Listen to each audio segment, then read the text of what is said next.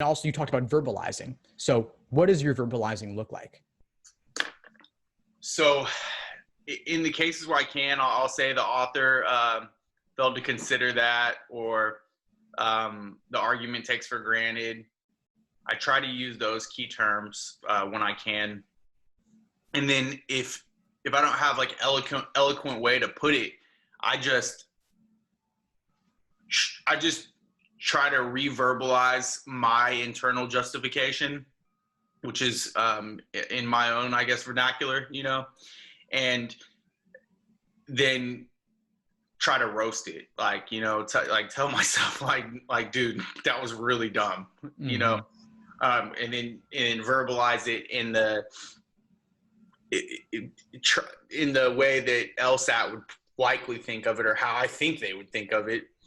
And sometimes I'll write it down as well, and that helps me with it too. But I think something that you mentioned, I think I'm probably not giving myself enough time when I'm going back to the few that I flagged.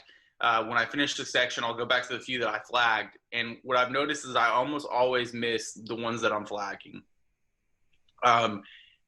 But I think that I'm jumping too much into the answers, and then just going back and skimming the question stem, or excuse me, the stimulus, instead of really diving into the stimulus again one more time. And I think that if I have 4 that I have flagged, I'm probably better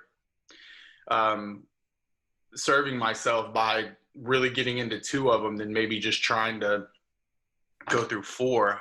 What are your thoughts on that? Yeah, it could be worthwhile to do 2 questions in depth to really get them, rather than covering 4. But there's also something to be gained, I think, in terms of your review process, where you better understand these questions after the fact, so that next practice test, it goes better. Absolutely. I'm definitely going to look up more information on your Socratic review. Thanks for tuning into the show. Please subscribe if you haven't done so already to be notified of new episodes as I release them. And feel free to reach out if you need anything at all as you move forward with your prep.